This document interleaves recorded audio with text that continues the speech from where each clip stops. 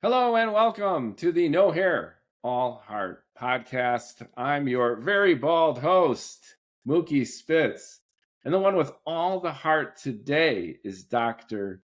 Tina Schermer Sellers. Welcome aboard the pod.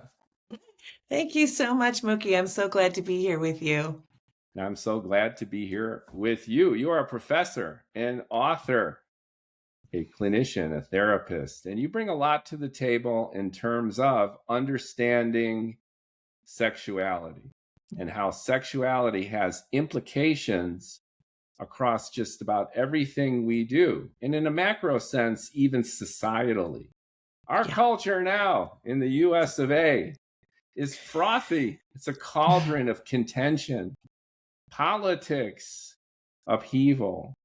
To what extent do you think how America came to be fosters some of this roiling history, and what recommendations can you give us to not only chill ourselves out, but maybe help our fellow human make life a little bit better in 2025? Oh, that's a gigantic question. Yeah, that's kind of a big way to start, but I think with a Renaissance woman like you, that would be an apropos framework. Oh, I can play with that, no problem. Um, the last 45 years in particular, America has made some significant shifts, and I can talk more about those because they do impact us tremendously. But the stage had been set for that prior to.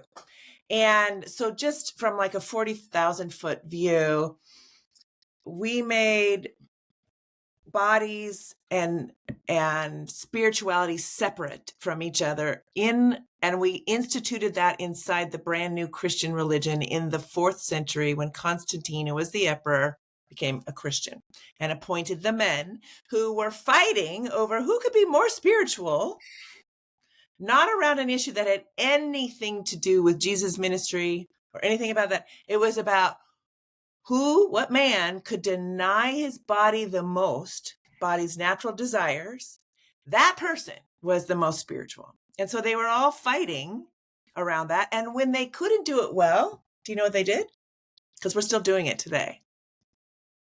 They blamed the women. How could you? You were the temptress. I was just going to say, sounds like the root of some great misogyny to come.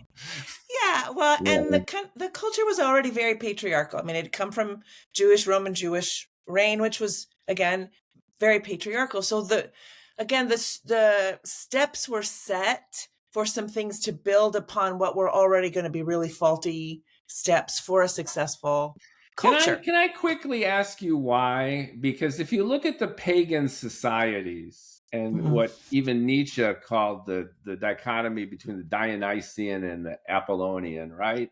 They knew how to party. And at the same time, there was a more cognitive, rational side to things. How did Western civilization, especially in Europe, go so far off the rails when it came to being in touch with one's body and accepting our instinctive needs in a way that didn't short circuit so much of what came from it? Again, what I describe about the foundation when Christianity became an empire religion, right? That things that were happening socioculturally at that time shaped how that got formed.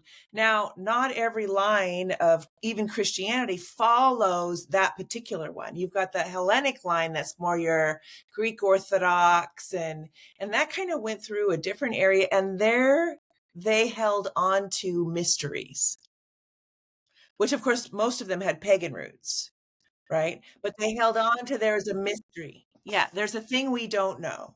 And so you'll see in some of those lines a struggle still around the body and sexuality, but they've got this tiny little back door that allows them to go, well, but we might not know everything. We on the Western side of things, went into Rome and Europe and down into the US or over to the US, was very much about hierarchy, patriarchy. Men were on top. maybe God's above that, and then women and children and everything else.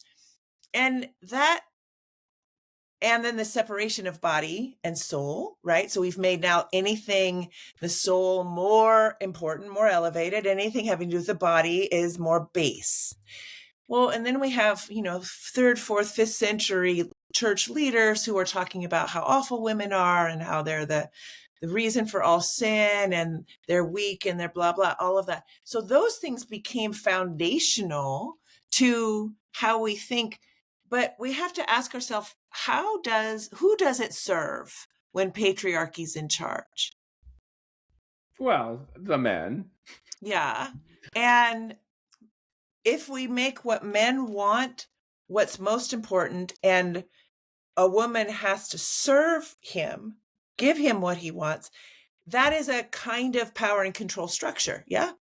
Right. Sure. I mean, it has its flaws for sure, but it's a kind of structure. Gender-based hierarchy with other Gender-based qualifiers. hierarchy. But we have to ask ourselves, how does that affect an interpersonal relationship? How are they getting along? How well do either one of them feel seen, known, loved, and accepted?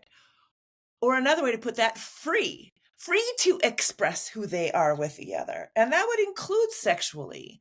I first have to be safe enough to say, who am I? What do I like? What makes me particular in the way I like to share connection and the way I like to share pleasure, which is what sexuality kind of is. Then I want to be with somebody who also has asked those questions and given themselves permission to live a life that is full, has an ample amount of connection and pleasure in it. And it has more than one way to achieve it. It has ways together and a ways apart. And it's an open conversation because we don't want mediocre touch in our family. Yeah, but to your point, when shame is instituted as a mechanism of control, then the exact opposite is taking place. That's exactly right. And it's cross-generational, self-perpetuating. It's cross-generational. It's epigenetic. I mean, right. It goes way down deep. And because we start getting shamed on our bodies in America, about 95% of families across the U.S. are silent about sexuality and bodies and all of that, or silent and shaming. Completely. I mean, that's my experience when I talk about sexuality with any friends, family. I tend to be an open person. It's just it's ubiquitous. Yeah. And yay for you that you're talking about it. So many people are alone in their stories, totally sure that they're the weird one. They're the one where something's wrong with them. But I want to talk, because it's a real neurocognitive body experience when we're shamed. So Brene Brown, bless her heart, did incredible research around shame. So that became an everyday word many of us now understand well, right? But sexual shame is another layer of an other kind of shame. And this particular one, the other one might have epigenetics involved, but this particular one has a clean epigenetic line in most families, right? Where people were scared. And because the power and control in heterosexual relationships in particular meant they were both unsafe. So they both didn't know each other and they kept doing the same thing over and over and over again. And because they felt shame from such an early age, it was down deep in their body. So let me ask the $20,000 developmental question. At what point does a child, at what age about approximately, find their genitals? I would say very young. I would say age 4, 5. Before they're a year old. And it has to do with their hands when they're first. By finding, I'm interpreting not just knowing that they're there, but knowing that they can do something. It's doing something. Yeah, they find it and they go, wow. Exactly. I always say that's why I put it a little bit later. Right. Yeah, right. But this is happening. Our left brain isn't online yet because that's where language will develop.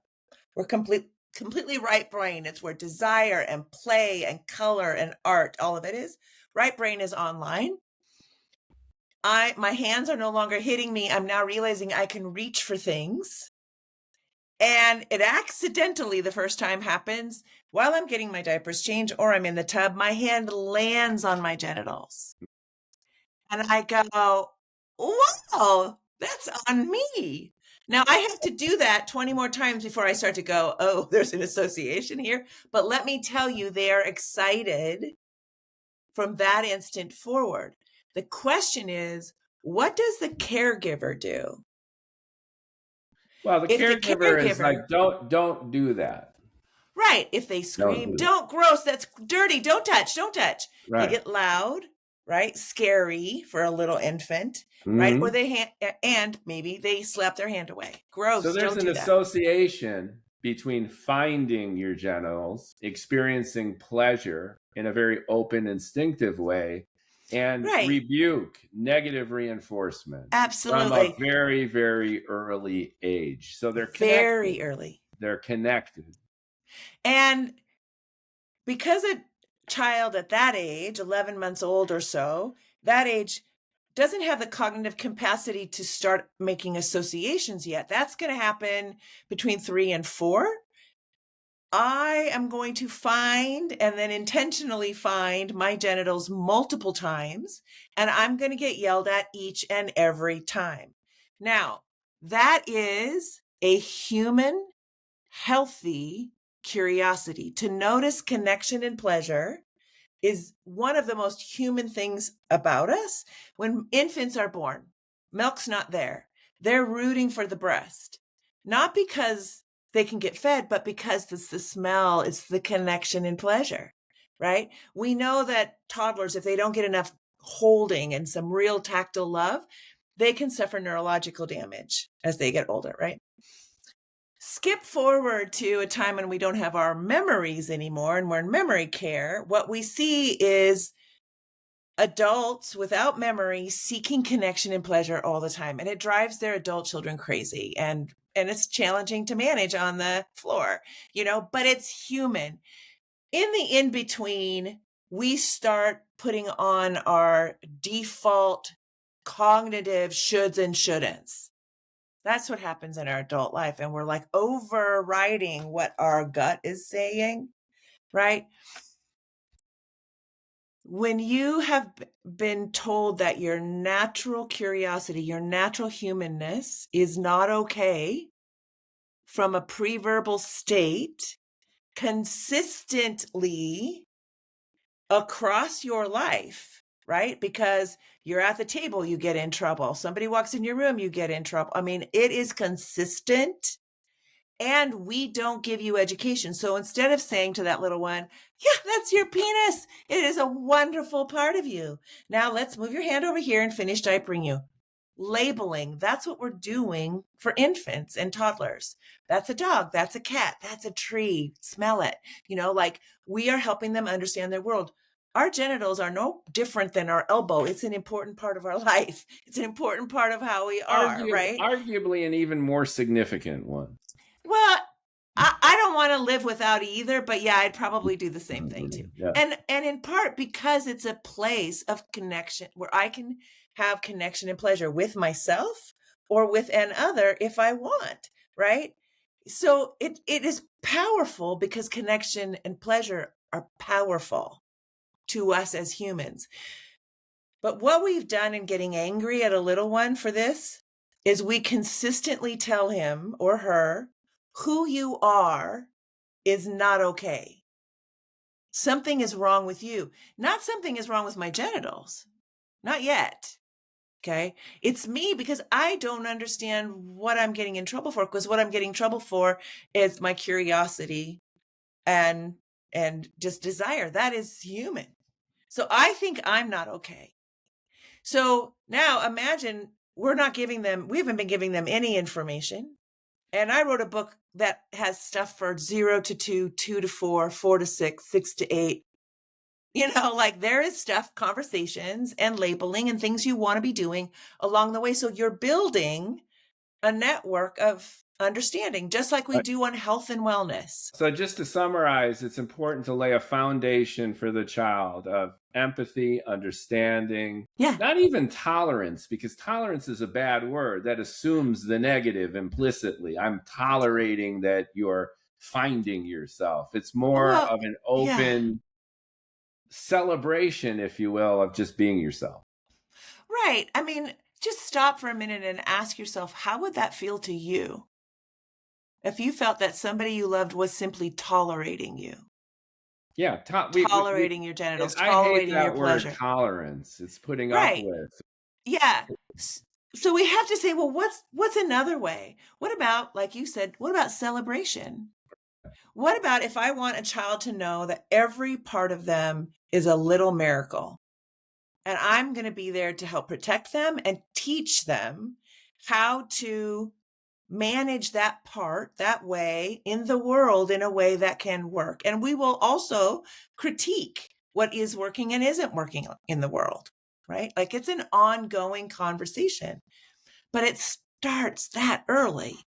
So when people are with their kid and their kid finds their genitals and they feel themselves go, I'm just slowing it down some, feel themselves go, oh no, oh no, what do I do? And feel fear around it. They're already in a heightened, triggered state.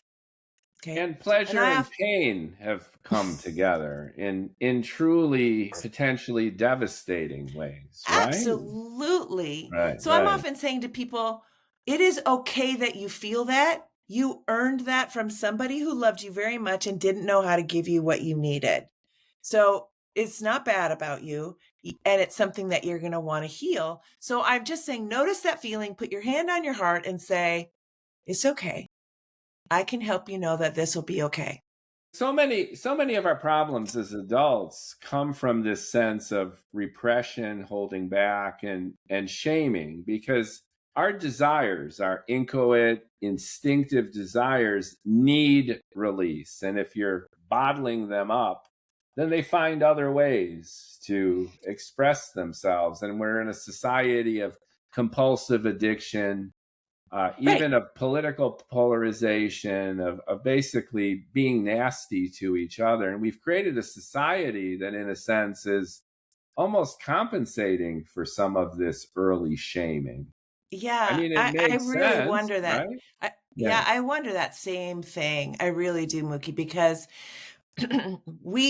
so Brene did some great work, right? But we did not have an researched operational definition of sexual shame until 2017. It actually was defended in a dissertation a month after my book, Sex, God, and the Conservative Church, Erasing Shame from Sexual Intimacy. That book came out. I would have loved to have put it in there. I put it in the audio version of it, but I'd love to read it to you because with what you just said in mind, in that, how could what we have experienced growing up, I'm in a patriarchal, authoritarian home, it is silent around, how could that have affected how I do my life and do relationships later and even think critically or not, right? So I want to read this to you because I would love to pick it apart with you about how you think it's manifesting now in the wider culture. Sexual shame is a visceral feeling. So it's in my body. It's not just in my cognition. I feel it down deep. Visceral feeling of humiliation and disgust toward one's own body and identity as a sexual being, and a belief of being abnormal, inferior, and unworthy. This feeling can be internalized, but it also manifests in interpersonal relationships. That's really where it starts, right? With the little one and their caregiver, right? Who's providing life for them, really.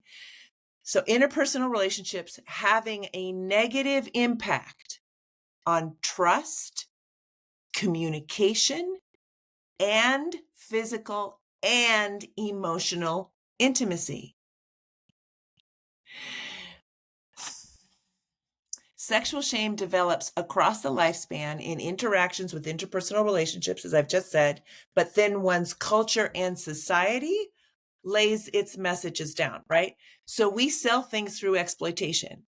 I'm going to make you feel bad about whatever, and you're going to want to go buy more of that whatever. It's control, and this goes all the way back Sure. to the early church, right? Like you Right. mentioned. Yeah, it's a mechanism of societal control. Right. Power and Yeah, control. It's yeah, patriarchy. It's how yeah. patriarchy works. So I'm power over, not power with.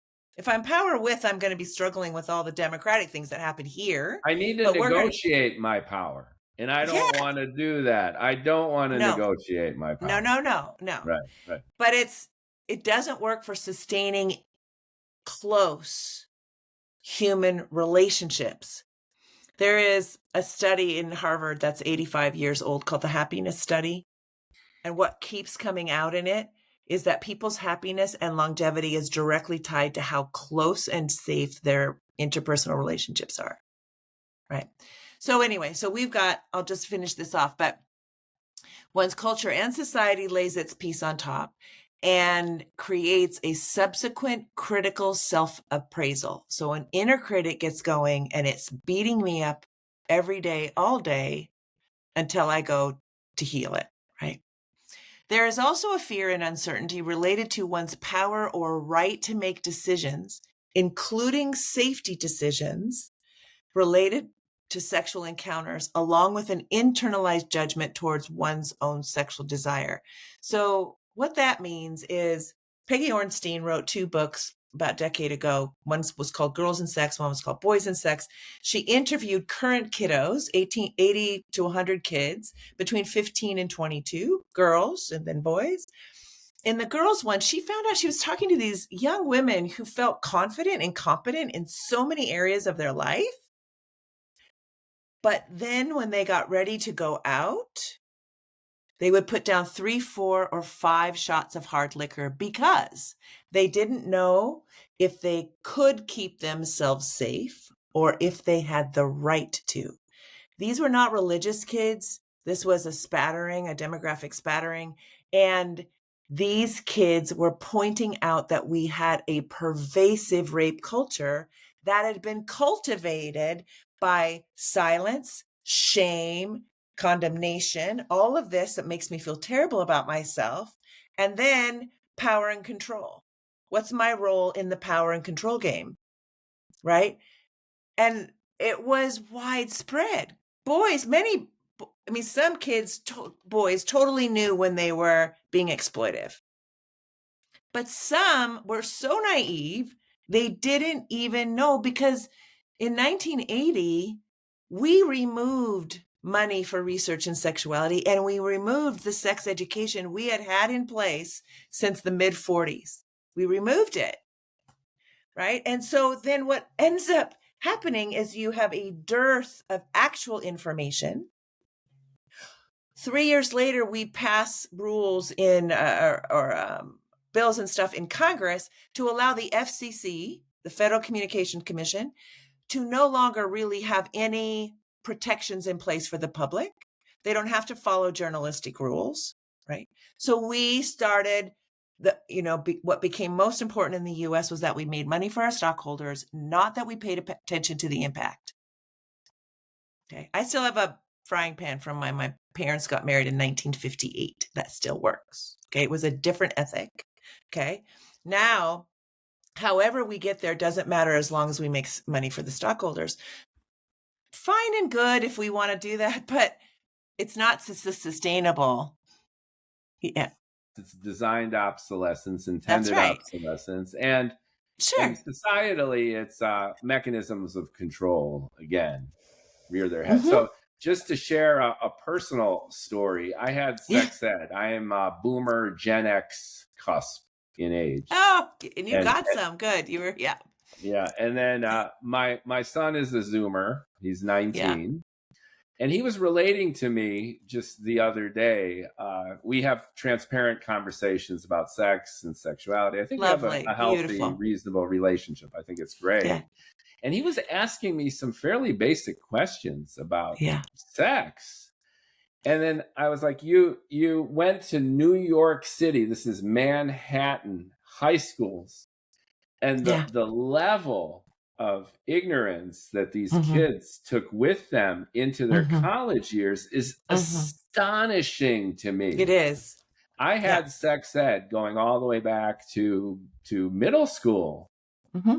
And I remember we saw videos and there were awkward moments and there were conversations, but it was an atmosphere where there was this belief grounded in scientific efficacy, really, that be transparent, be at least educate about the biology, at least educate about the mechanism. And I got that, and I appreciated that. And frankly, from what I've learned from my own son, in a Manhattan, a blue city, progressive, they just elected their Muslim mayor. The level of sex ed was beyond belief to me. And the questions that my son was asking me was like, really? They didn't teach you this. They don't. No. In fact, they tied it federally to money that you got in the public schools.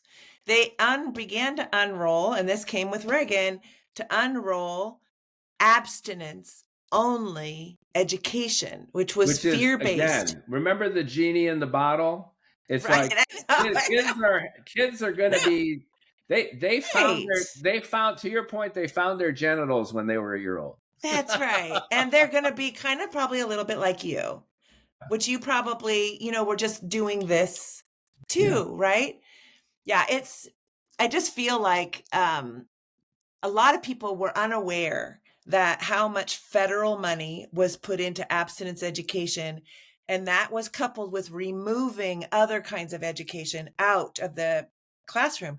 To this day, Mookie, we only have 18 states in the US that have passed policy that whatever sex education they offer must be medically accurate. We have one state that has passed, it must be comprehensive sex education. There is stuff for the elementary grades, and then there's stuff for the junior high and high school grades. They lay it out very, very clearly, and they unroll it across time, which is in developmentally appropriate ways. That's Washington State, and it just passed that, 3 years ago. Yeah, and part of the onus here, from what I've read, and I think you're likely better versed in this, is that the parents themselves have been complaining and pushing back at their schools, at their school districts, that their children are being exposed to sexuality way too early and in droves, and that information is actually having the reverse effect of what we believe it should, which is enlightenment and transparency and trust. They interpret it the opposite way, and this precipitates a reaction on the part of their local school districts, and it percolates back up politically, which is, we just need to pull the plug on all of it. We're going to get sued. Again, that becomes the most important thing. We know that Sweden, Denmark, Norway, Iceland, Holland have all had comprehensive sex ed programs since the 40s. Yeah. They have very low STI rates, very low teen pregnancy rates. And because low teen pregnancy rates, and they have healthcare to get their whatever contraception they're wanting, they have a very low abortion rate, because people don't want that to be their birth control. Yeah. Women do not want that to be their birth control. Yeah. Right. So those go down when you provide the stuff that's needed. Also, kids get married later in life. They tend to describe their first sexual experience as loving. No, later.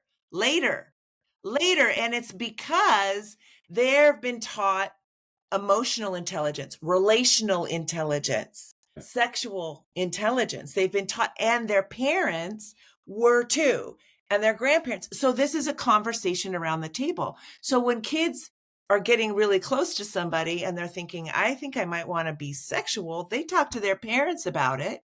And when it happens at one of their homes.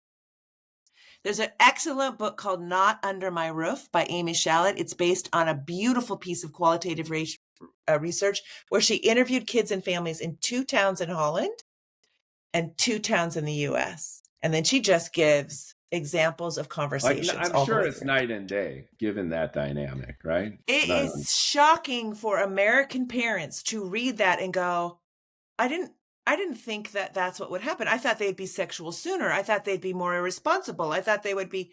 No. I mean, just think about it. What other area in the US do we fail to give our kids anything they need in order to be successful at it and safe, and then hand them the ability to do it with nothing else except for whatever media gave them and their friends gave them? We're literally saying driving a car is a really fun thing and you'll be able to do it when you're older, but you're not allowed to learn anything about it. You're not allowed to just go in it and leave, just nothing, like nothing. And then I hand you keys at 16 and say you're safe to drive on the freeway. It makes no logical sense. And then making an accident illegal, namely abortion. Right. Well, and it's just, again, are we equipping our children to be successful? If we're equipping them to have good, strong, safe, loving, fun relationships when they're older, then we're giving them all the information that they need in age appropriate ways all along. Right? We're watching something with them at 10 and we're like, who do you think that commercial is for? Who do you think it's not for?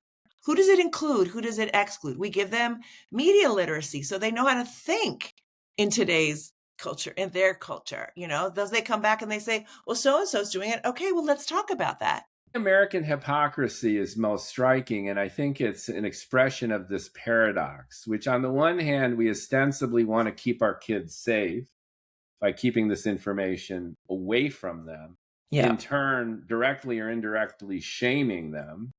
And on the other hand, we have such a licentious, hedonistic, indulgent kind of culture. And the two are at odds, and in ways they feed off of each other. Because if kids can't have healthy sexual relationships and intimate relationships, then it gets out of the bottle in all sorts of ways that precipitate so many of the problems that we continue to face in society. Yeah. I'm gonna say what you said slightly differently because I am totally on board with you, but I think I tend to think on the systems level a little bit too, as well. And so when I think about the idea that I'm going to keep my child safe by not giving them the information, right? Then I am not equipping them to deal with the negative forces out there, like exploitation, right? A girl is 9-year-old playing in the front yard with a friend, and a truck of construction people drive by and make all kinds of rude remarks. And she has her first experience of, I might not be safe in the world. That was a much bigger person. And that felt really ucky on my inside. I don't know what that was. Right. Again, right down deep inside of her. So we're not preparing them to know not right from wrong, but what makes sense. What are their values? How does this match up with what are the family values? And also all the pieces of information that you need. We're not doing that. So now she is much more likely to be exploited and to see it as flattery. And not realize the danger in there. Exploited because the level of abuse is astronomical to the point of ubiquity. So yeah, I agree with you. But it's ubiquitous on the other side too. I think men are exploiting and they don't realize they're exploiting because and I'm talking straight men in particular, all of the porn, so much of the free porn that they have watched has had exploitation at the center of it. Right? Making it look like, it's just in a way that there's much more power and control than if you watch gay porn, for example. You just don't see the exploitation as much. You don't see the coercion as much in there. And it's really different. And when I got a PhD in clinical sexology, so I got to look at how humans across time in the world express and navigate their sexual relationships.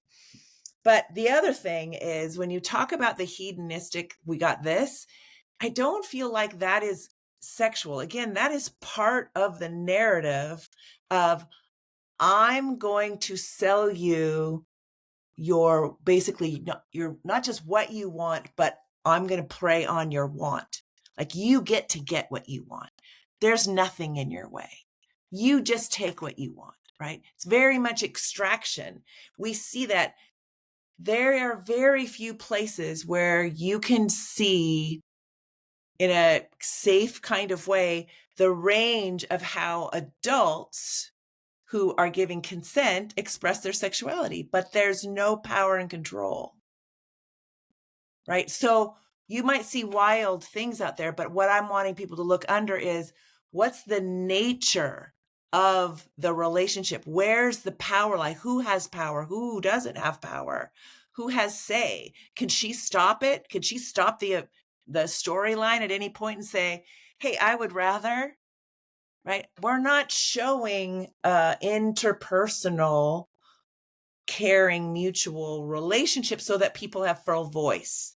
Yeah, I agree with you. I was just extracting the implications of that, which is, we're centered on a lack of trust, a lack of transparency, overt shaming. It precipitates abuse. Yes. And then everyone suffers. And the end result of this is really broken and dysfunctional relationships. And if you have broken dysfunctional relationships, you're not intimate, you're not sharing, and then you go out there and then you stir up, you open up the bottle in ways that are damaging to you and damaging to our society. Right. And I think that a lot of what you're saying is the core of so much of our discord and anguish as a country. Well, if I grew up with this shame, then when I want to connect with somebody, I've long since put a mask on. And I'm going to present what you want, what I think you want, or what my parents want, or whatever. But inside, I'm thinking, there's no way you could love me if you knew what was behind this. So I don't ever fully bring in all of your love. And even the love I give feels performative on some level, right? I don't feel seen, known, loved, and accepted. And that's human, right? And so I've got this distant thing going on. I leave to go to work or do whatever. I'm an empty vessel. I don't feel worthy. So I'm performing all day, every day, everywhere. To everyone all the time. And the metric of my success is being really accepted by those who are ostensibly abusing me. So that's the tragedy of this all. Not only for women, but for men, because men are also programmed into their own roles. And we're seeing that in the Zoomer male right now in epic proportions. There's a backlash to the backlash here. And I'm curious about your impression of this, which is, statistically, this has been factually confirmed. Everyone from Pew Research on up and down, that Zoomer females are, as a category, doing so much better than their male counterparts. More women are graduating college. They're getting better jobs. They have better support networks. And the Zoomer male, the stereotype is reigning true of being in the basement, playing video games, and being unwilling or unable to initiate and sustain relationships. Right. And the problem is building. It's not shrinking.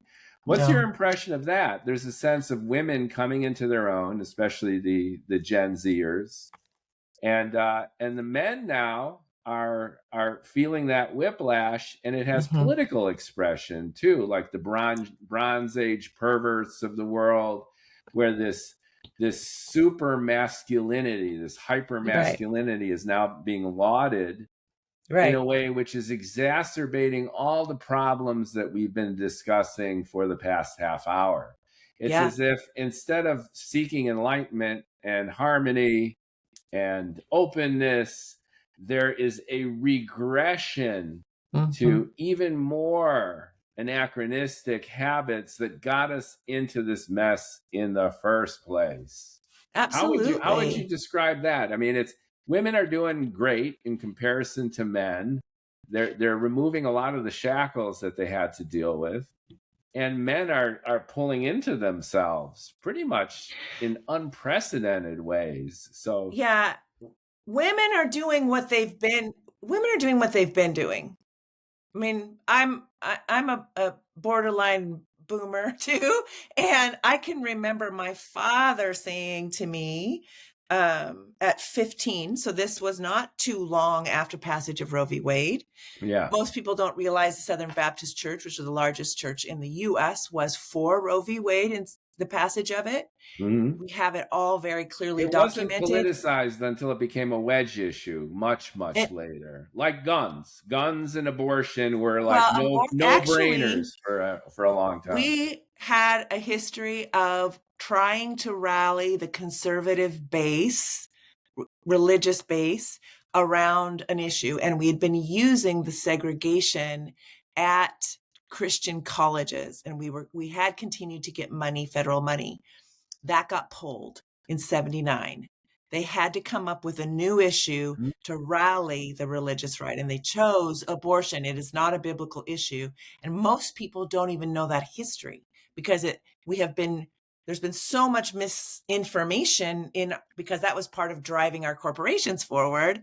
People are literally so confused. They don't know which way There's is no up. context. Like gun control. The Black Panthers surrounded Ronald Reagan at the Sacramento Capitol. They came in pickup trucks and guns while Ronald Reagan was on the lawn giving a talk to high school kids, and everyone freaked out.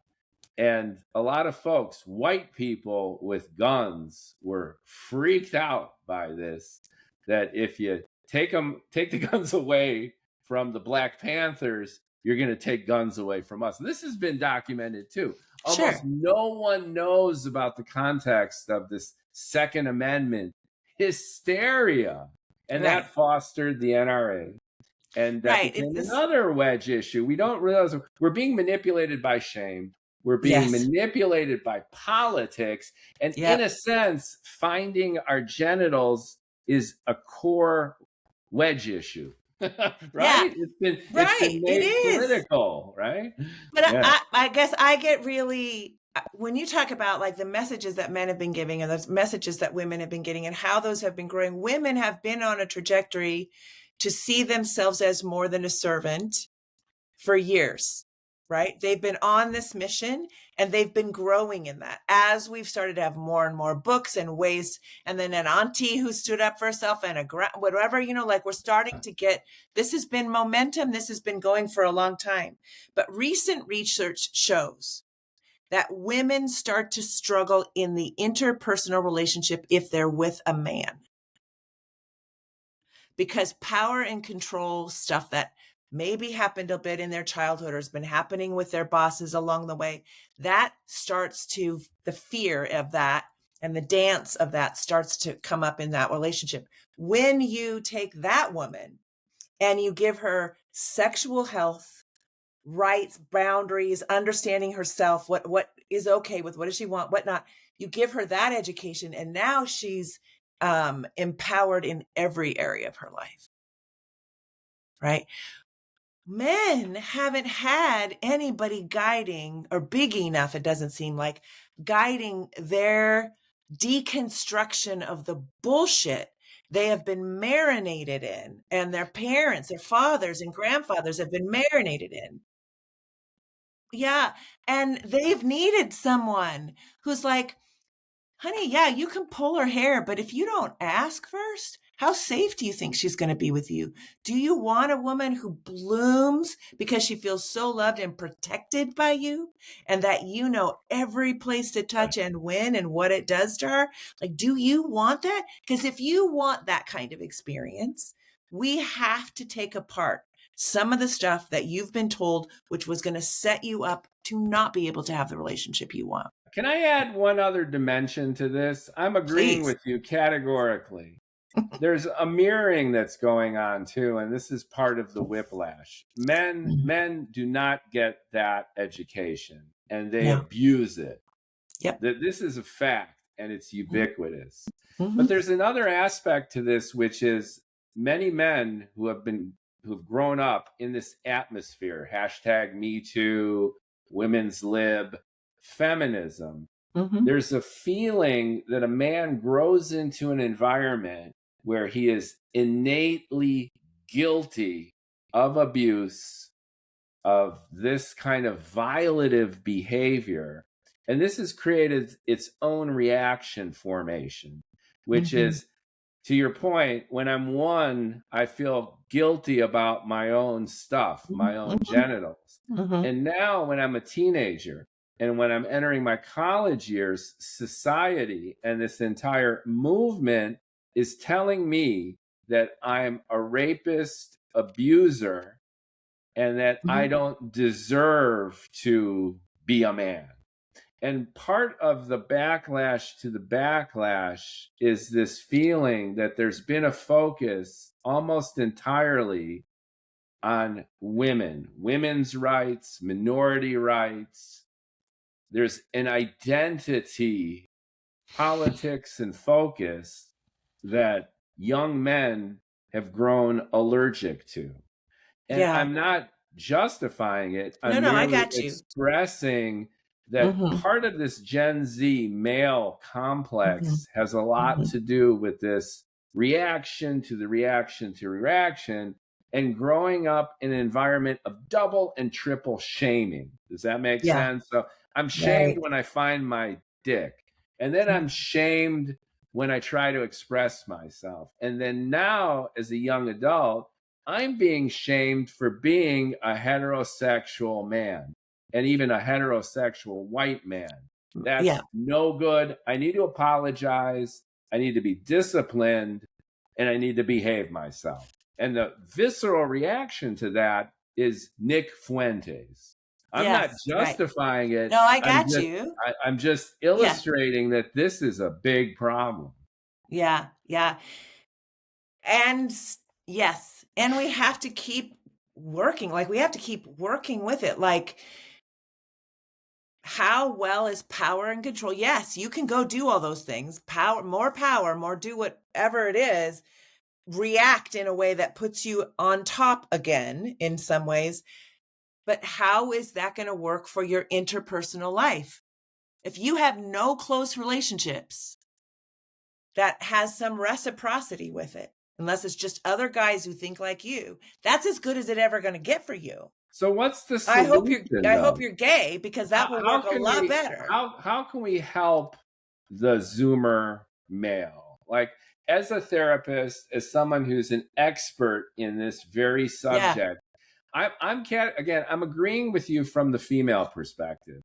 But the real problem right now is these young men who are really, really lost. And part of the excuse and the self-victimization that these men are bringing upon themselves is what I've illustrated as being shamed into adulthood simply for being male. That's right. Yeah. So how can we fix that? How can we address that male malaise, right? Yeah, I think we have to give them the information they've never had. Like, somebody has to sit down and say, let's look at this together as a group of men. Let's look at this, blah, blah, blah, blah, blah. But they also have to be able to discern if what they're getting out there, they're being exploited there too. I'm going to make you so good and mad, so much like a victim, that you're going to help fund my whatever, right? Men have to be able, if it makes you feel blamed, or you're a victim, or you don't matter, if it makes you feel any of that stuff, it's not going to be a direction that's going to help you. But you have things to learn. Huh? They embrace it in droves. It's like a needle in the vein. In the intellectual side, okay, on the X cauldron of Drek, you've got all of this frothy self-victimization. And even on the intellectual college circuit, you have the rise of Jordan Peterson and his kind, where it's about reframing the male power dynamic with women and it's turning it upside down so that the man is abused, that the man is taken advantage of, and the man needs to reassert himself. And again, I'm not justifying these positions. Yeah. I'm merely illustrating that the Sure. rise of the pundit and the rise of the ex-troll, Yeah. and now it's the groypers, namely, as I mentioned, Fuentes, where you have open misogyny, open Violent. racism and anti-Semitism. It's Mm-hmm. no longer a dog whistle. It's Mm-mm. a bullhorn vuvuzela of screaming hatred. And Mm-hmm. it's becoming more and more common that way because of this sense of frustration. So many Mm-hmm. men are turning to this, and it's tragic. And It it has its is, but they're origin in everything you're talking about. Yeah. But you can't tell a lot of these guys that, women have been dealing with all of this for generations, and it's up to you to chill the hell out. Well, I'm it's up not to sure you to that's learn going the to things you work. didn't get taught. I don't even think it's chill the hell out, because then you're just putting on again another mask, right? I Right. mean, So it's this, like, I'm just asking you for, for yeah, my listeners too. I've got sure, listeners, and I've got folks who I communicate with, millennial men and Gen Zers, and sure, they're telling me this directly, that they feel disadvantaged, they feel right. that they're the victim, and they feel that society is now pinned against them. Well, isn't that convenient? Well, yeah, that's what I mean by self-victimization. Yeah, Yeah. Yeah. but is there one man out there that says, I am not a wuss? I can handle hard. If there were things I was not given in order to be successful in my life, not just financially, but relationally, I will do what it takes to learn. And I'm going to find someone who really knows. I will not just find another man that looks like me. I'll find a man that doesn't look like me, or his orientation isn't like mine, or I'm going to find a woman. I'm going to find me somebody who's been in this mess for long enough to help me know how to heal, so I can have emotional intelligence, relational Right. intelligence, spiritual intelligence, and I can blend them together, because I am freaking human. And there has never been another human like me walk this planet. My job is to be authentically the best human I can be. So I'm not going to shy away because, oh, somebody says I need to learn to be more emotional. I'm not going to go, fuck that. Right? I'm going to Well, be it like, sounds to me you're recommending networking and building support structures. building support structures around this kind of thing. Yes, absolutely. But not more where you're just echoing back that you're a victim. Because you're the only one who can decide, I'm stronger, I'm more courageous than that. I'm not a victim. I have choices on what I say and I do every day, and I am willing to be accountable to the effect of those on others who are different from me. You can do it. Yeah, I I get raised it. That, boys that telling them they sounds could that do it. sounds terrific in principle, but I what I'm know. trying to get at is, from you, you're the expert, best practices that young men can adopt in 2025 to attain that attitude. Because Yeah, it's hard. It's hard for a lot of dudes. So the it is first hard. recommendation from Yeah. from Yeah. from So Doc I would Tina, say, from Doc yeah, I Tina. would say pull together a group, 3, 4, 5, 6, whatever, small group of other men who have the same goal or hope. Start out by reading the book Shameless Parenting, Everything I Need to Raise Shame-Free Confident Kids. You're going to feel like, what? Why am I getting this book? Because it's going to give you what you likely did not get every age and stage. And so what you guys are going to do together is read the first chapter, Birth to Two, go to the library, get those books, read them to the little person inside of you. I know this sounds like you don't want to do it, but the thing is, if you're wanting to heal this is the direction you need to go. Guys, we're going to put a link in the description Yeah. below. And if you do this and you reach out when you get to the end of the book and you want to talk to me about anything about this, we can set up a Zoom meeting for you and your book group. I very much want to support men doing this. And this is step one. So step one, which is find a group of like-minded souls who aren't losers, and aren't cranking Nick Fuentes and Tucker Carlson, but are more open-minded and accepting and taking on a sense of personal responsibility, not blaming society and blaming all the chicks in your graduating class for taking all of the spots in college and all the available jobs, and stop playing video games all day and vaping, and maybe creep out of the basement and give this a whirl. I think that that's a healthy piece of advice, right? Yeah. But it's hard because I recognize that what I'm recommending here feels vulnerable. It's uncomfortable. This is not what I tend to do with my guy friends. And I'm saying things like, okay, you're going to be getting 5 books from the library. You're going to read them out loud in your group, one person at a time. These are little kid books. And you're going to listen like that part of you that's still in there, that's only a toddler. You're going to listen from that place. After you guys have all done that, you're going to go, 2 to 4 and do the same thing all the way through. It's going to take at least 10 weeks probably. But if you do this, it will start to give you the skills and the thinking that will help you function interpersonally in a way that makes you feel really proud of yourself. Because, yeah. That's good stuff. You have another aspect to your therapy that I'd love to touch on, and even through the lens of this Gen Z male, you touch on psychedelics used for treatment. Now, it's been proven clinically that the use of psychedelics, by, in a sense, giving folks that power of the third eye, you can kind of see your own life from this other perspective. There's treatment for alcoholism. I know that MDMA was in clinical trials recently, and even pharmaceutical companies are using ketamine to treat depression and anxiety. There's pharmaceutical brand names that are there that are using inhalers and nasal sprays of special ketamine nasal, which is coming from a major pharmaceutical company now to treat conditions. And I personally know many people who are on these therapies and doing much better thanks to them. They get their once a week, twice a week ketamine therapy, and it chills them out.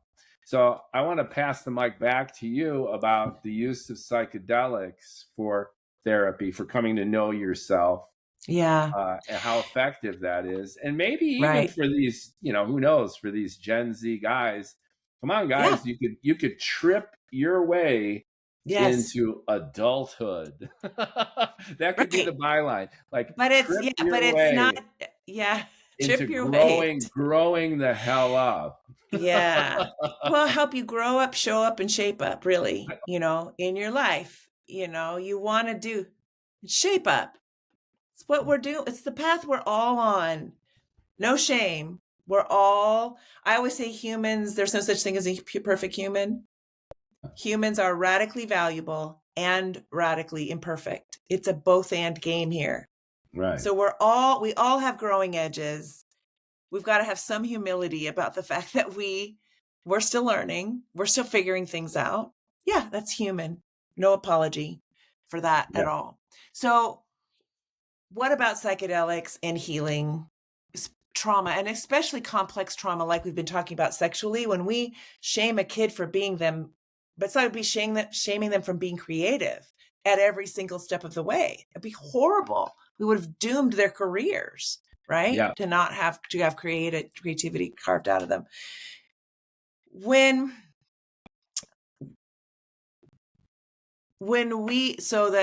Just a brief, and people can do their own research, but MDMA was in clinical trials, I think, for 15 years. It presented conclusive evidence to the FDA in the way the FDA had requested that they run their studies a decade before. They presented the evidence and politically got turned down. Well, recently, I know a little bit about this too. Recently, the one company that did do the MDMA clinical trials kind of blew the study, to be honest. It wasn't necessarily a political problem recently, But the company even admitted that they were negligent in terms of how the study was conducted. There was conflict of interest. There was leading the witness on the part of the study researchers. Yeah, I know And there's it was a messy study, and it kind of blew it. However, going years back, a lot of these drugs were illegal. They stopped studying them, including LSD, which has tons of potential. So I agree with you in principle. I just wanted to clarify factually that the most recent MDMA clinical trials were flawed. And the reason that they got rejected, by the company's own admission too, is that they kind of blew the shot. Well, you have to do a deeper dive than that, I'm just going to say, because there is a particular company that is going, or group that is going out of their way to try to discredit what happened with MAPS, and it's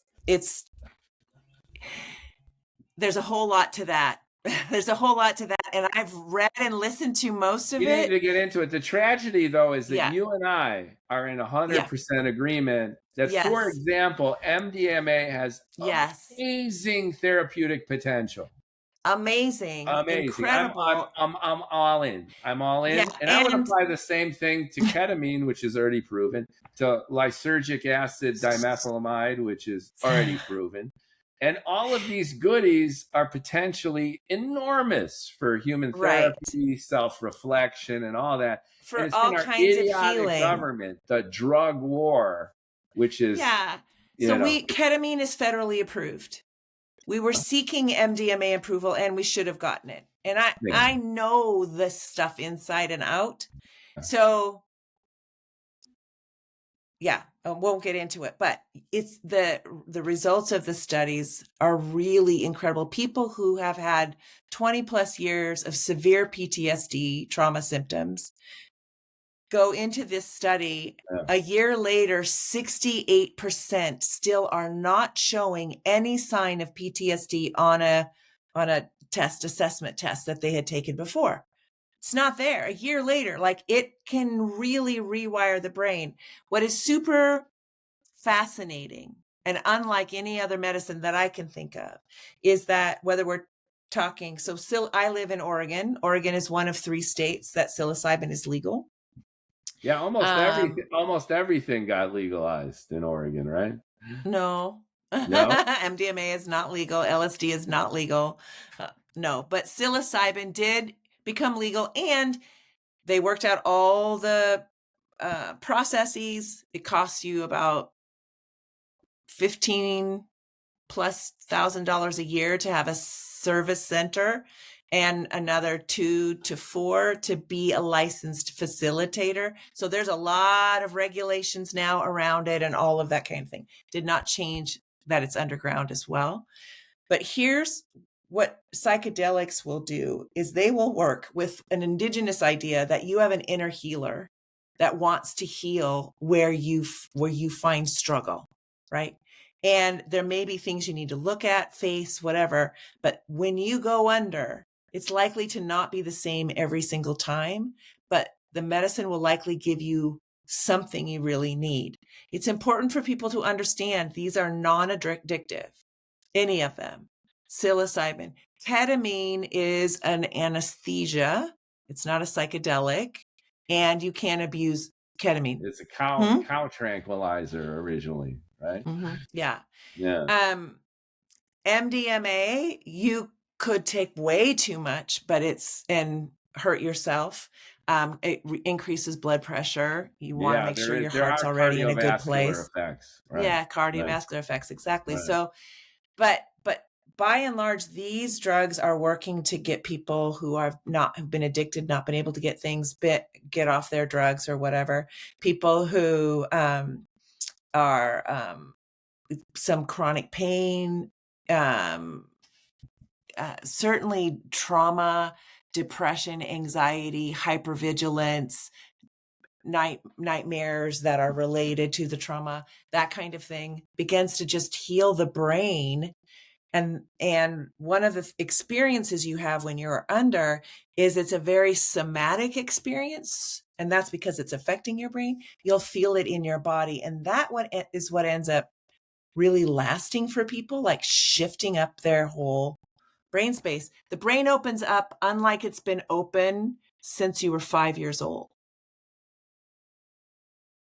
Because after that, you started patterning in your thinking. And So what that's, Aldous Huxley called the doors of perception, where the band The Doors got its name, right? So your doors are opening. There's all these frequencies, right? So it's kind of yeah. like a radio dial. Mm-hmm. And then you turn it, and then certain stations come in, and then you like certain stations over others. And then as you grow up, you're just listening to 2 or 3 stations, and there's a That's whole right. bandwidth there that you That's could right. tune into. And when you take these drugs, all of a sudden you're realizing that there's stations of amazing music almost at Yeah. every turn of the dial.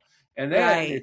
if you're really having a good time, then you get all of them at once. And Mm-hmm. that could be a really That can eye-opening be experience overwhelming. too. But Yeah. this is what is different about using these drugs for healing versus using these drugs for recreation. If I'm going to use them for healing, I'm going to actually spend an hour or two talking to a therapist about, I want to understand the mechanisms of action. I want to understand dosage. I want to understand a whole lot of things about me. But then I want to be able to talk about what's my hope and intention in this particular healing thing, right? That's preparation. We do the healing. We're asked a couple very open-ended questions of things we might want to remember when we talk about this tomorrow and next week or whatever, which we're going to let the person rest. Then when we do start talking about it, we're curious about if there was anything that they would like to see develop further in their life or think about more in their life, right? This is integration. You're bringing intentionality into the We're bringing experience. integration. We're wanting to help Yeah. them manifest what they're wanting to see manifested in their life from any wisdom that came out of this. And sometimes it's there right away. Sometimes it's not there for a week or longer even. So we're just inviting them to keep being curious if there's something that's wanting to, because the brain remains open, especially if you're on MDMA or something with a longer window, psilocybin, 5 hours or whatever, the brain is going to remain open for another week or two or more, depending. And we want to work with that because we want to help them or support them in shaping their brain and their forward movement in a way that they really want. Yeah, and it's been effective. And it's a shame, to your point, that the drug war, we can Yeah. blame Nixon for this too, along with a Right. host of other Exactly. things too, that you take this off the shelf and you're depriving generations of patients and their families the opportunity to heal through I really know. accessing that sense of inner objectivity. That's the way I like to look at it, Right.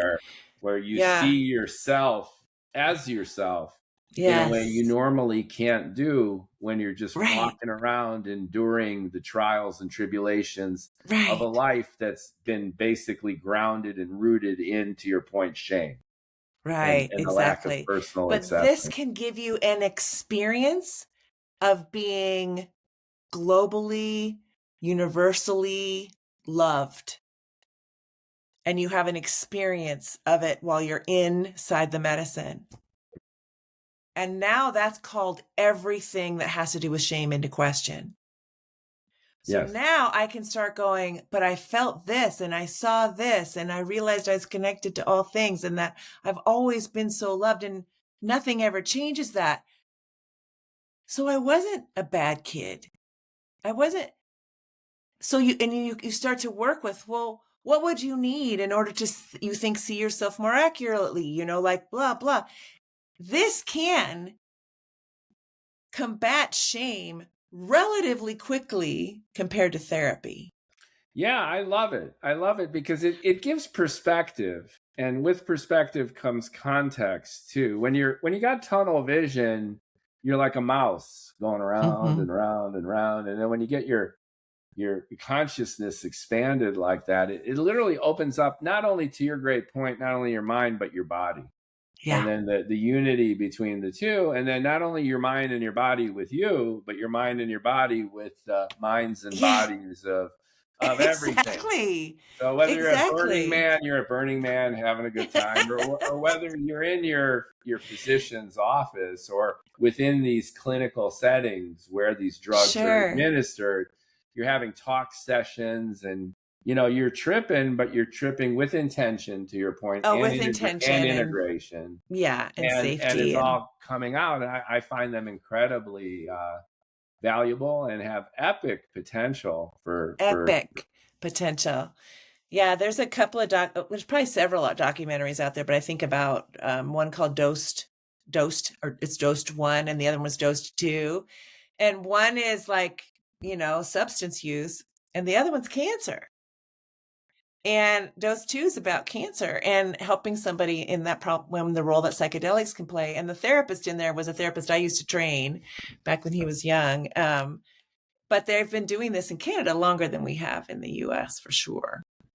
So they're much further along with that. Science is a human endeavor, and even medicine, we have our implicit biases. And this is true for everything from the hard sciences, like string theory.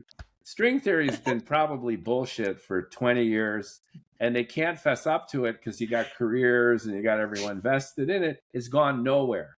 And then the food we eat, and then we can go on how science and scientists make mistakes. And I think this idea of the psychedelic revolution is a reevaluation of orthodoxy in a way that's refreshing and necessary. Right? It's very, very good.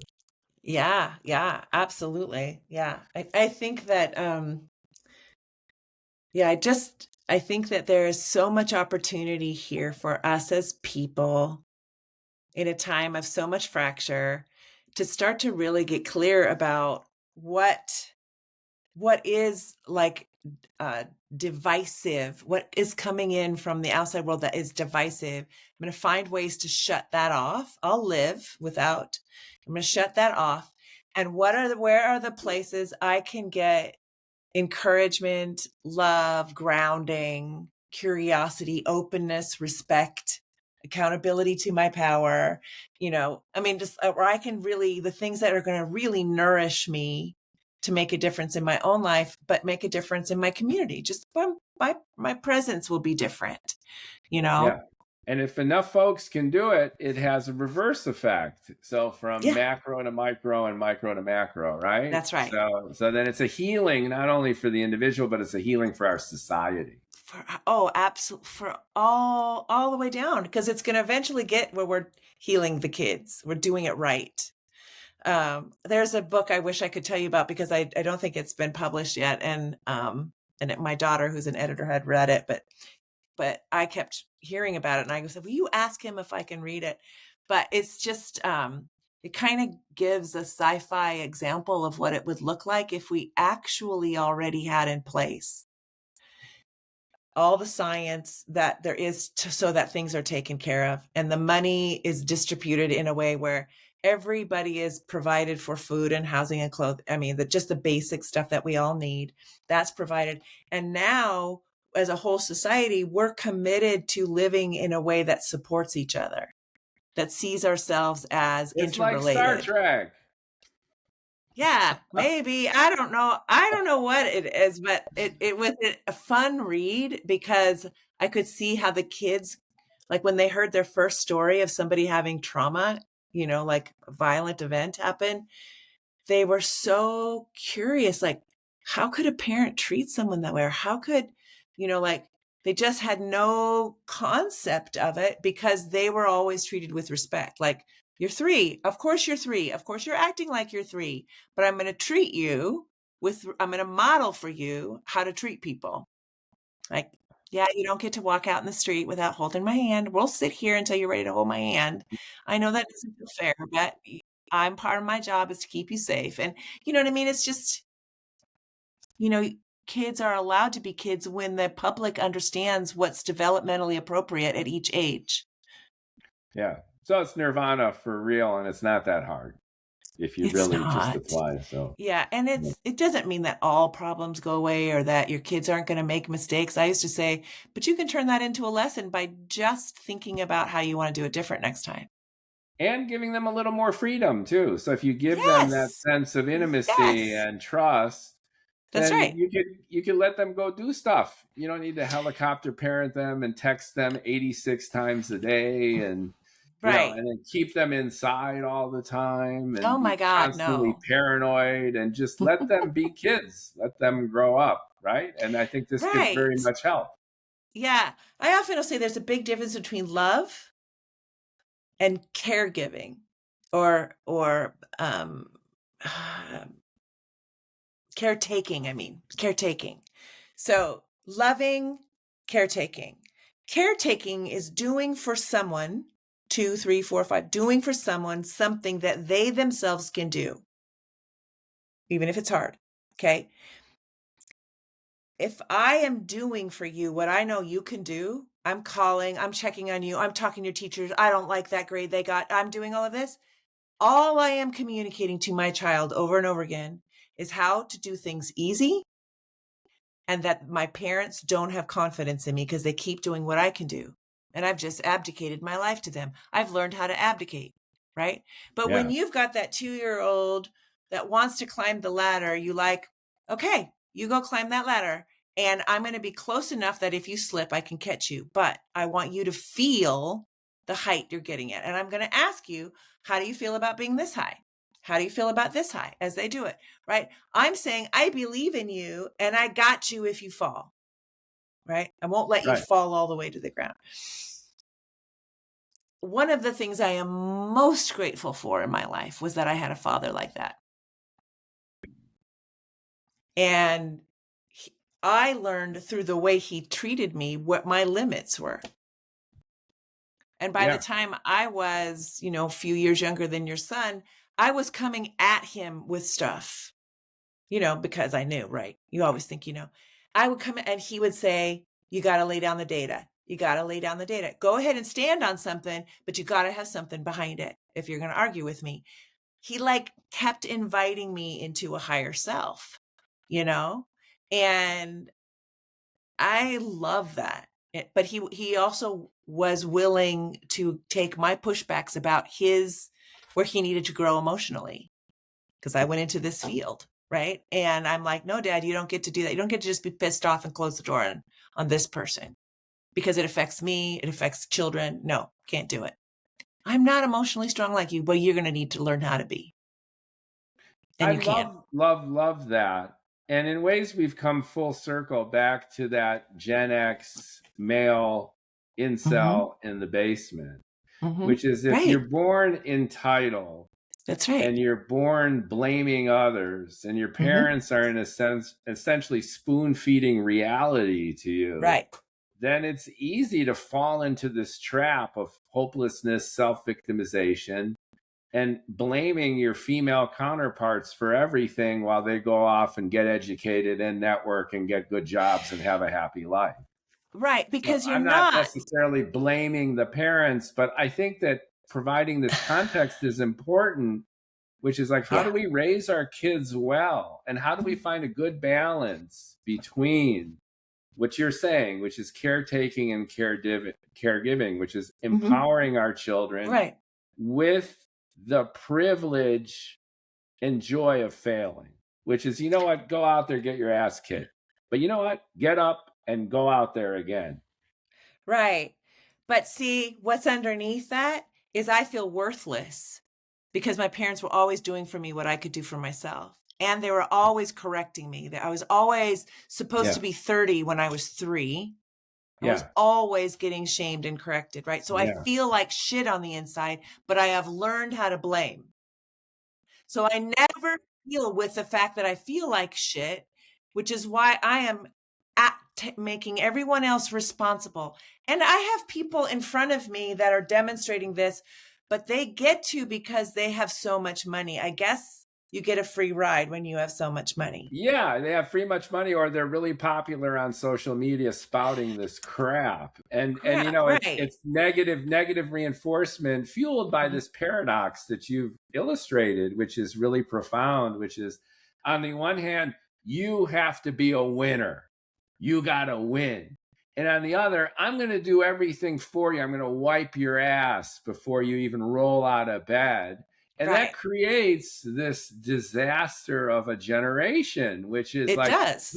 go get them, Junior. And oh, by Right. the way, here's another shirt that you should wear or another coat, and are you feeling okay? Yeah. Oh, Right. you left your coat at home this morning? I'll bring it. You left your lunch at Yes. home? Oh, I'll I'm bring going to it. text you at school on your phone 36 times to make sure Right. you're okay, distracting you, distracting the other students, and embroiling myself in your bullshit. Right. And I'll tell you a piece of research you're going to love. There was a guy at the University of Washington, Jim Medina, who did a study on what were the factors that allowed children to learn in schools and what did not. Do you know this research? No, I'm not familiar with it. So he found that children, to the degree they are worrying about what's happening at home, is the degree to which they are distracted at school. In other words, like a white noise machine gets turned on high, right? When a child felt really confident that everybody in their house was fine, people were getting along, the parents weren't divorcing, they liked each other, they even were kissing in the kitchen, all this, they don't have a white noise machine that goes on or goes on very little, right? And that was the factor. Do you know how many kids, when my last probably decade of teaching grad students, I would ask, how many of you saw your parents' marriage? What do you mean? Well, like, did you see them kiss or hug? Or did you see them with the door closed saying, don't come in unless you knock, or we're going out, we're leaving you guys at home, or we're going on a trip. Did you see their marriage? I had so many 25 to 35-year-olds that were saying to me, I never saw that. They came to all my games, they came to parent-teacher conferences, but I never saw their marriage. Yeah. Yeah. I grew up in a diverse neighborhood in Chicago's North Side, and it was a lower middle class, semi-sketchy neighborhood, urban, suburban kind of cusp. There was a German family who lived just up the street. We were Hungarian emigres, and they were German. And I remember one of the most astonishing things that I can recall in my childhood is that the husband and wife duo of the German family who lived up the street, they had 3 kids. They were taking a walk in the neighborhood and they were holding hands. I couldn't believe that. Parents do that? They actually show affection to each other? Yeah. Yeah. And it was mind-boggling to me as a child. And that shows you how tragic this is, and reinforces everything you're saying about growing up in endemic cultures and societies where we're taught to feel like shit. Yeah, exactly.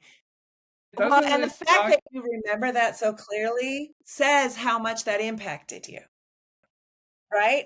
That's how big it is. So we have to say seeing love is foundationally important to the security that child will feel and take into their adulthood or not. And yet, how much and where are we supporting marriages, supporting childcare, supporting healthcare, supporting the thing that is going to make that security stand, right? I have to stand it on something, right? And we are jeopardizing it in so many places as fast as we can.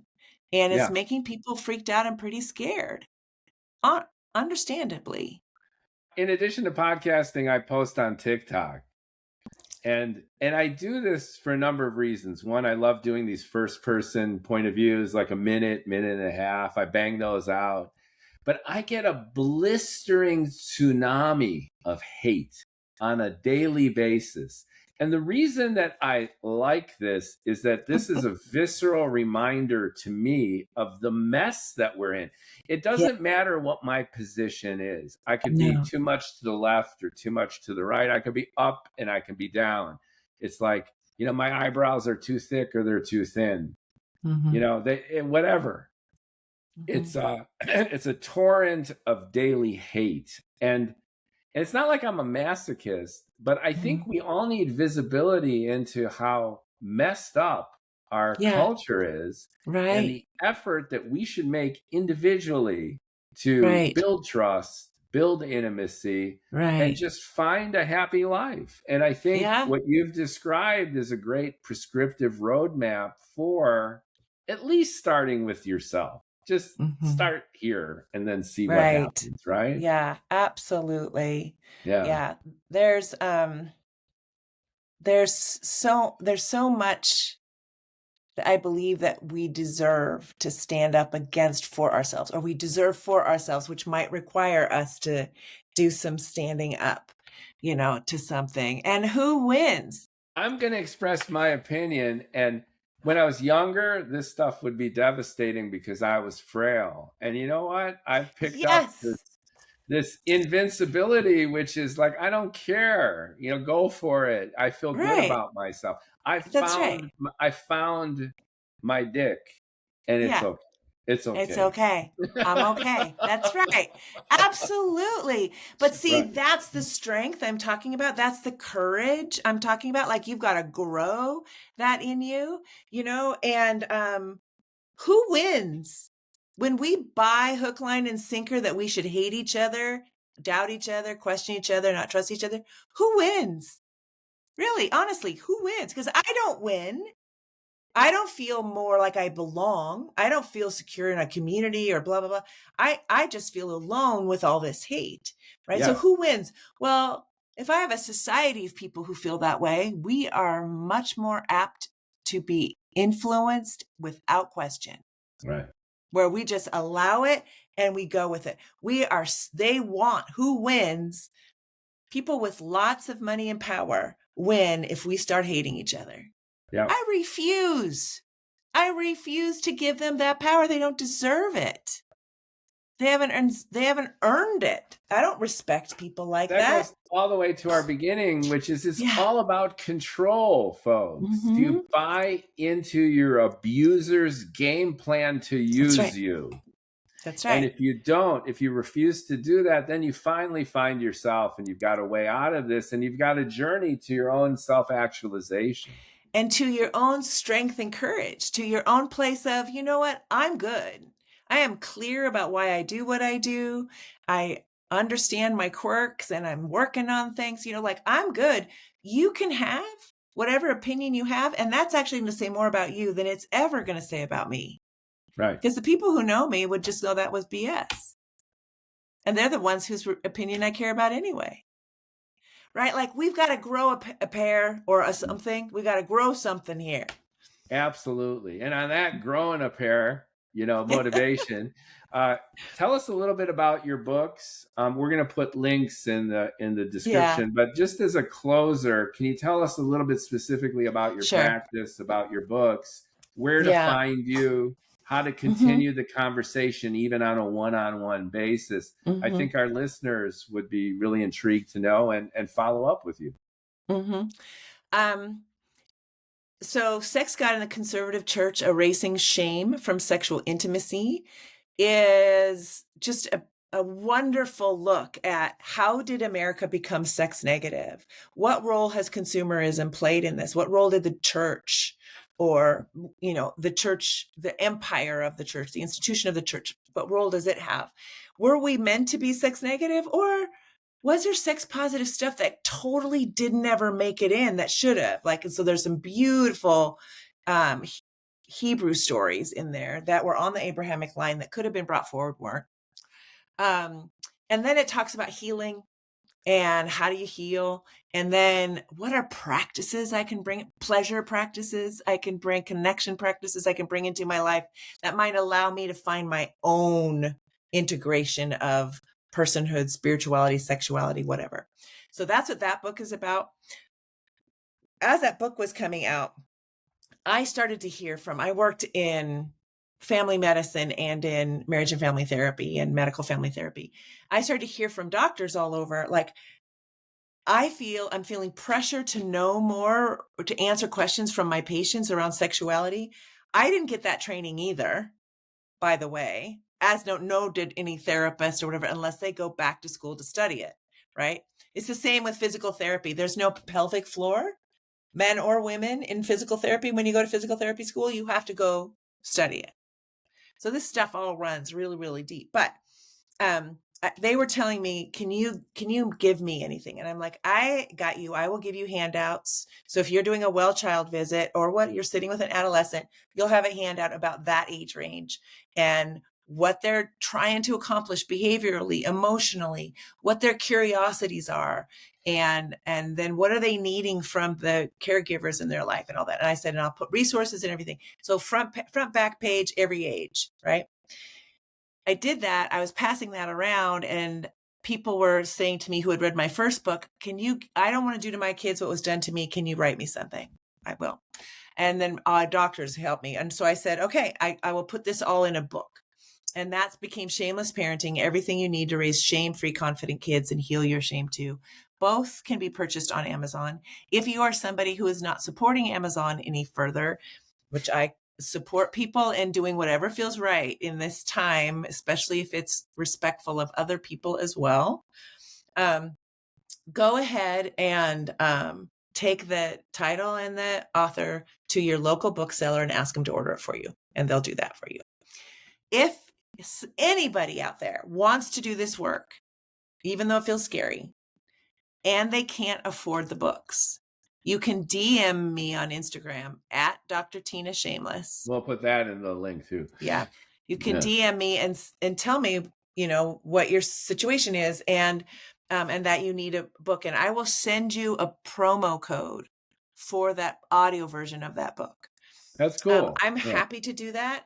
I love it when people can afford my books because that helps me, but I don't want anybody to not do this work when they really want to because they can't afford it. I'm totally got you.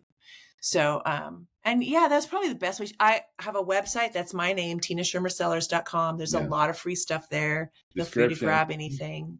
Those are probably the easiest ways to get a hold of me. If you want to know more about my psychedelic organization, you can go to inanarising.org. That's a cool name. That's a kind of organization that I would like to. It's a tremendous. It draws really incredible people to it. And then we have Blackberry Retreat Center, which is blackberryretreat.com. And if you are a clinician or educator or clergy or therapist who did not get training in sexuality, sexual health, or understanding the impact of your sexual biases on your clinical work, go to NWIOI.com. That's Northwest Institute on Intimacy. They have the most efficient, high quality, easy to access training that you can get to really help you be able to reckon. You've got people that are biopsychosocial, spiritual, sexual. That's human. They're walking in thinking you got trained in that too, and you did not. None of us did. So that organization exists to support people who are already clinicians out in the world who want more to offer their parents or their patients. That's wonderful. That's wonderful.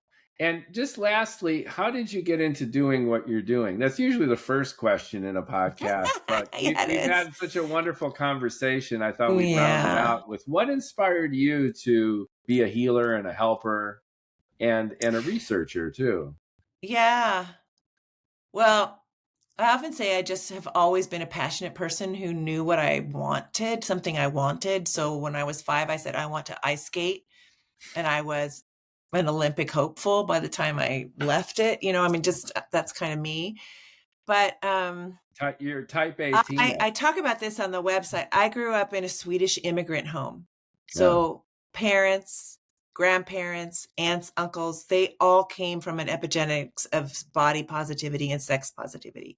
I saw people sitting on each other's lap, hugging and kissing each other. My grandmother running around in a shorty nightgown, when she's 85,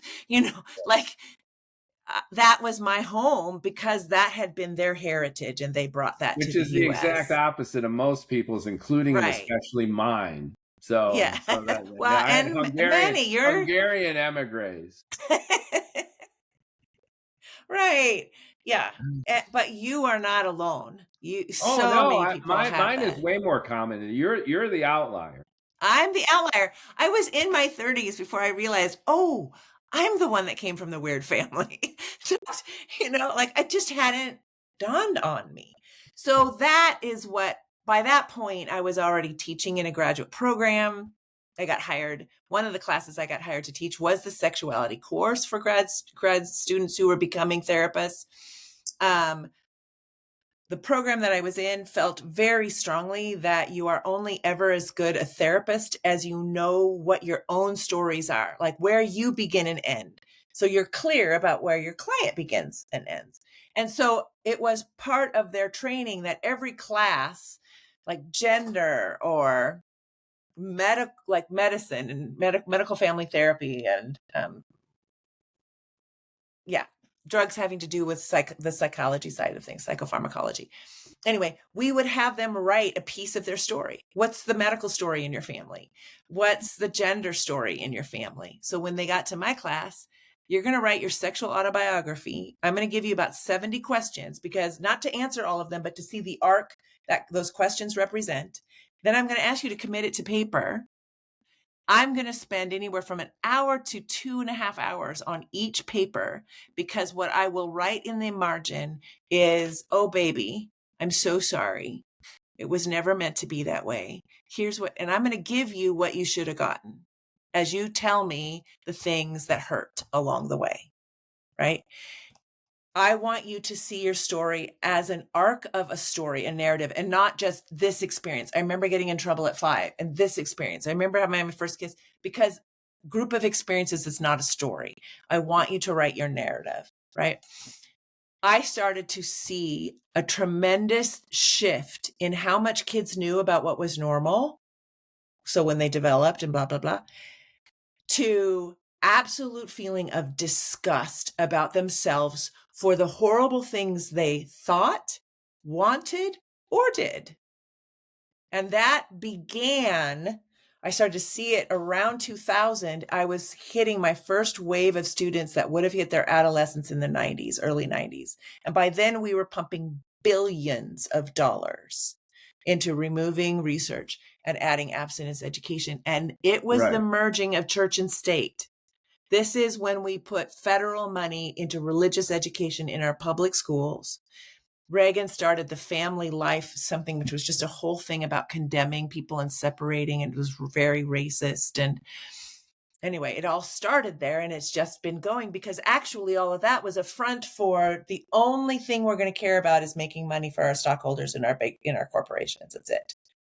That's what we care about. It always comes back to the money, doesn't it? It does. It really, really does. It does. And yeah.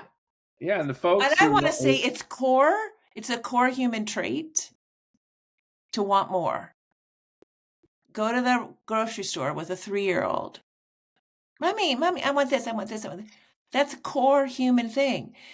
We were never taught, as part of your just general education, why self-discipline is such an important thing. When we hold ourselves back, why? Is it so that it's better for this person too? We wait a little longer? Like, it is not all about us. If we want a rich life, we're going to know how to do gratitude and generosity.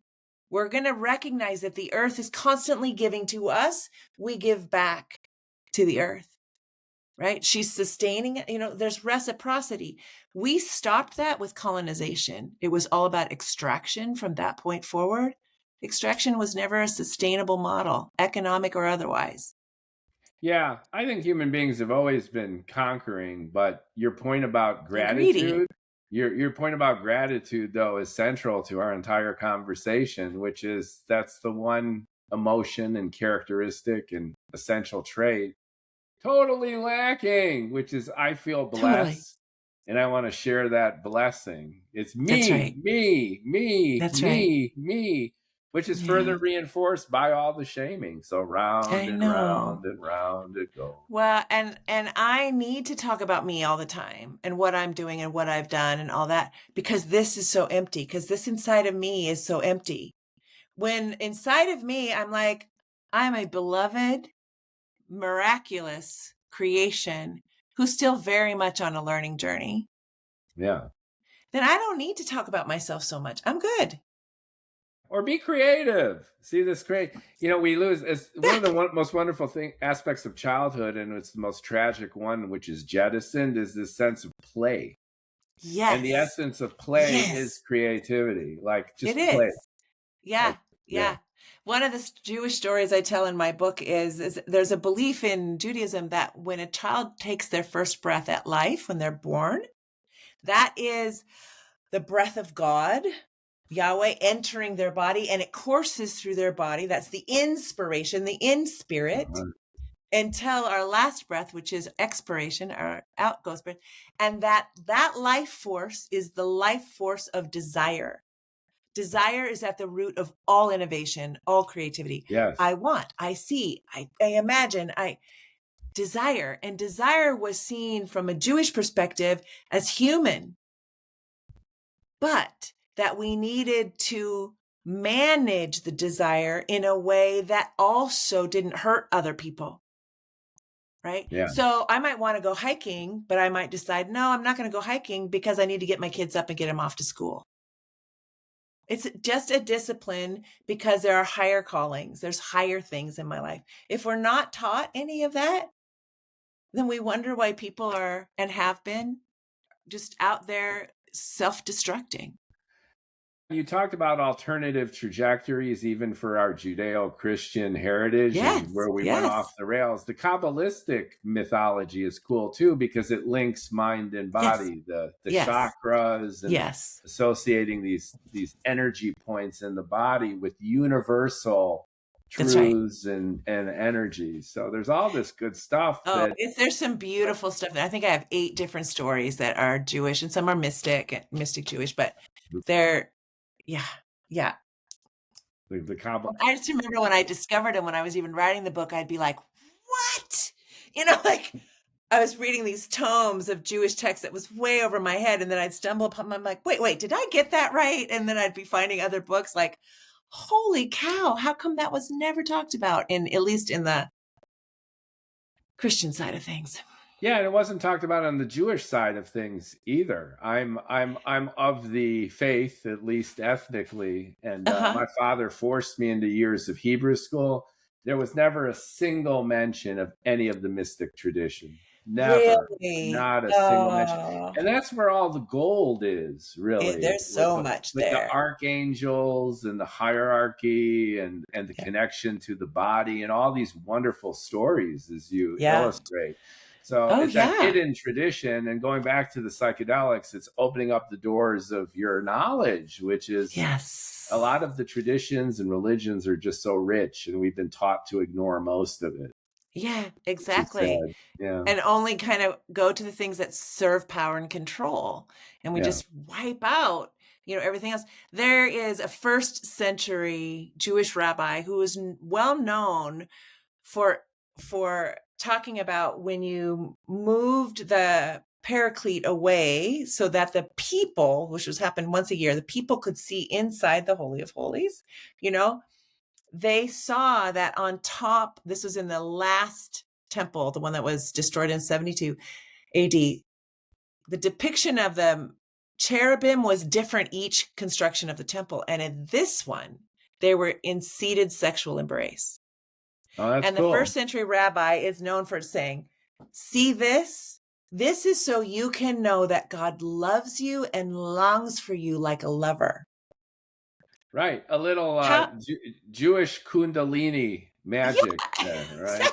But how much different would your life have been if Right. even in the ether was this idea, right? That sex is part of the breath of life. Yeah, we should embrace it as a joy and as an expression of God rather than a repression of the Yes, man, that's right? right. Yeah, Absolutely. yeah, Yeah. And that we're willing to understand that there's power. There is power we don't entirely understand potentially in this. And so how do we manage it in a way that honors anybody involved, that like is good for all of us, or you and I, or me, whatever the deal is, right? And we take time to make sure that there's spaciousness for that kind of experience to come through because there's yeah, safety and and it fun. could be pure joy if we could just get over ourselves. I know. Well, I think it is pure joy when we get over ourselves so often. And I think that's a great way to top it. I want to thank you sincerely Thank you. Dr. Tina Schermer Sellers. And Yes. like, comment, share, folks. Welcome to the No Hair, All Heart podcast. And I'd love to bring you back at some point to talk more about these ideas and how your practice is going and your next book. Yeah. So let's keep the conversation going. Thank you so Thank much for you. your time. It was wonderful. Thank you so much.